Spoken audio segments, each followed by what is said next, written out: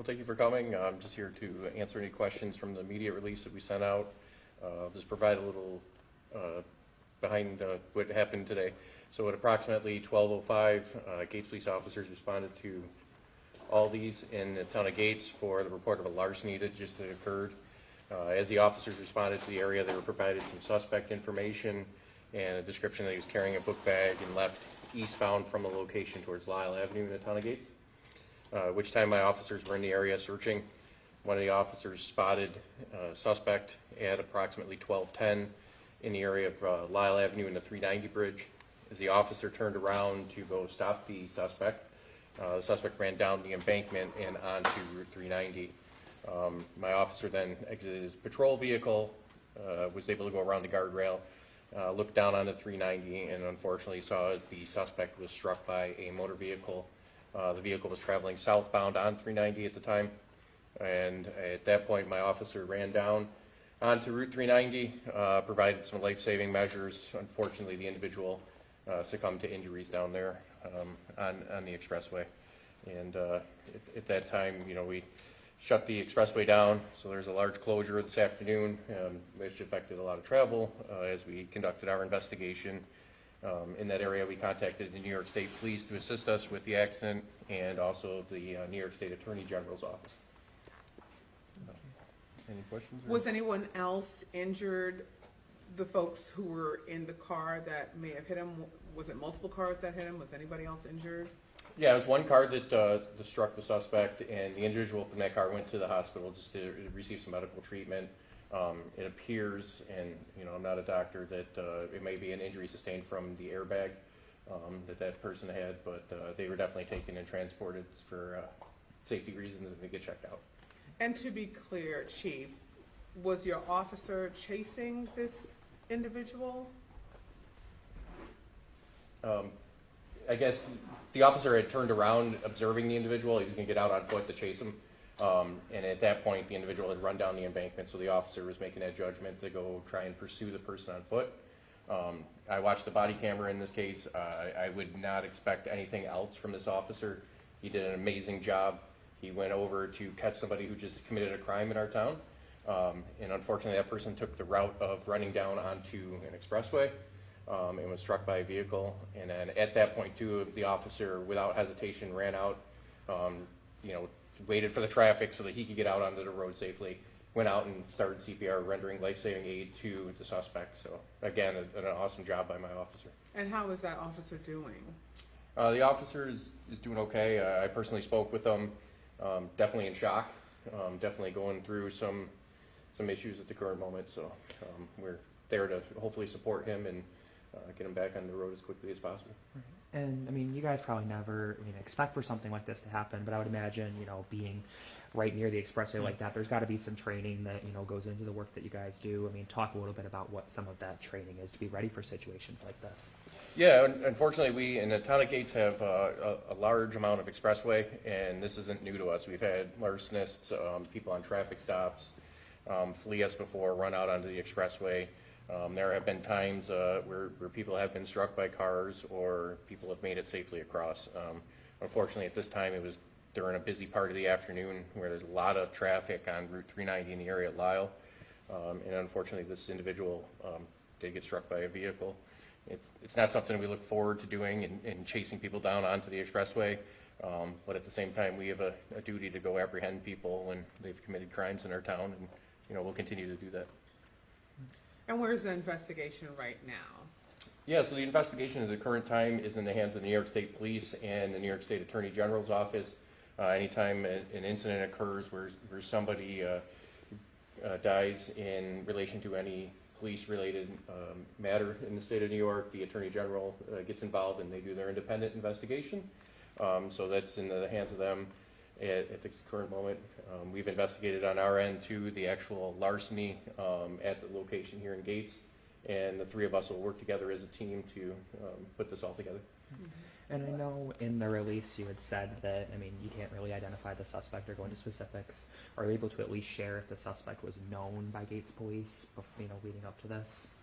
Yes, the suspect is known by the Gates Police Department for issues in the past. So at that point, once we've identified them, we're waiting to notify family members, and then we'll release that information to the public. But at the current moment, we want to have that ability to notify family before, they learn about it on social media or something. Do we know if this individual was a homeless person? Sorry. I'm sorry? Do we know if this individual was a homeless person? That I don't know. I couldn't tell you. What Sorry. amount of food was stolen? I'm sorry? What amount of food was stolen? We're still determining how much the value was, but it was multiple meat products that were stolen from the location. And, was there any risk to the people who were working inside the store? I mean, obviously, if this person was in there taking things, just wondering that. Yeah, no, there was no risk to the employees. It doesn't look like any of them engaged this individual. There was no fight. Unfortunately, a run-of-the-mill larceny from a store. But they were able to get good information to provide to the officers as far as the suspect description.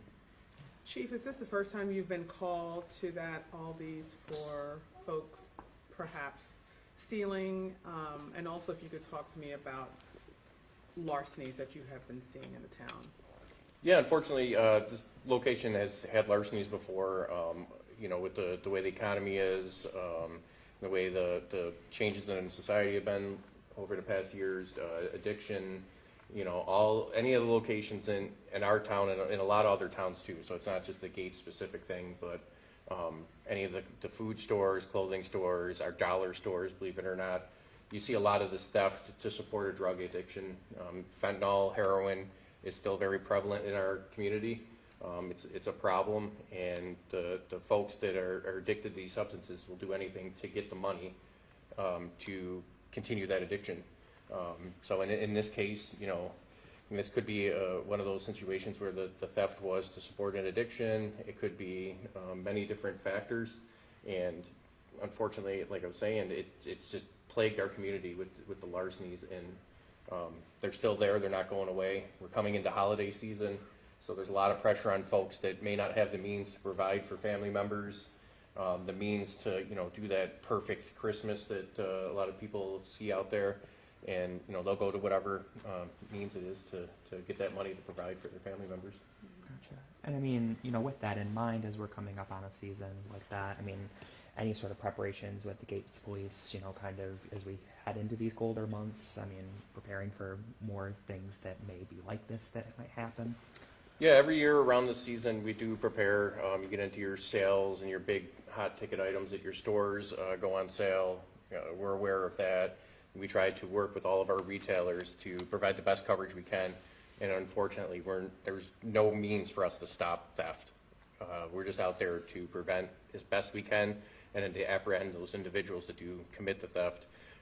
Because in the end, it affects all of us. Prices go up, or they lock things up behind glass doors. You go to some of the stores now, you can't even get soap.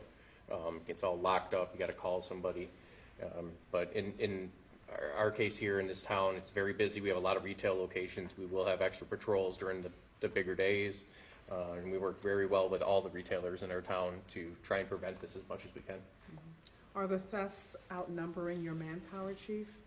I wouldn't say they're outnumbering the manpower, but there is a lot of theft in town, a lot of theft in Monroe County and in the city as well, and it is really taxing for law enforcement as well as asset protection from the companies. Anybody that's working in those fields probably have seen an increase over the last couple of years, especially with drug addiction out there. The economy changes. This recent shutdown from the federal government, people didn't know what to do, didn't know how they were going to feed family members. So that's all affects their way of life and what they're doing out there. So unfortunately, that was something that spiked, and you could see it in the amount of reports here. This year alone, Chief, you've had the Amazon shooting where a man was killed. You had the Wegman shooting where a man was killed. You have this incident where an individual was killed, and I don't even know how many more because I'm not up to date with the amount of homicides that Gates has been seeing this year, but just to name a few. Can you talk to me about that, where you are with homicides and what you're seeing this year? Are you seeing an increase, a decrease versus last year? Yeah, unfortunately this year in the town, we've seen an increase in homicides, specifically the two big ones were the Amazon and the Wegmans warehouse ones, because those were homicides that occurred either outside of or inside of a workplace. Very not like Gates.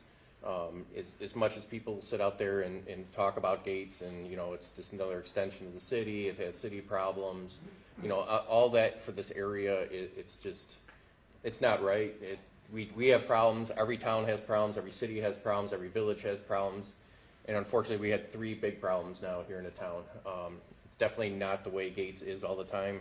Still spend a lot of my time here in the Gates community. I will support the Gates community forever. This is where I grew up, this is where my roots are, and yeah, bad things do happen. Bad things could happen in the next town over, the next town up. They can happen in the city, they can happen in the county, they can happen out in farm country. And unfortunately, we just had a rash of incidents here, and you know, we'll, as the Gates community always does, we'll overcome and continue going on. And just a clarification I'm seeking on the specific incident we're here for today. Was it the store that had alerted police of the larceny in progress? Was that how you guys found out about this even happening? Yes, it was. Okay, Chief, perfect. can you tell us if it was a city resident or a Gates resident, the victim? As far as determining the current residency of this person, we do know they're from the area.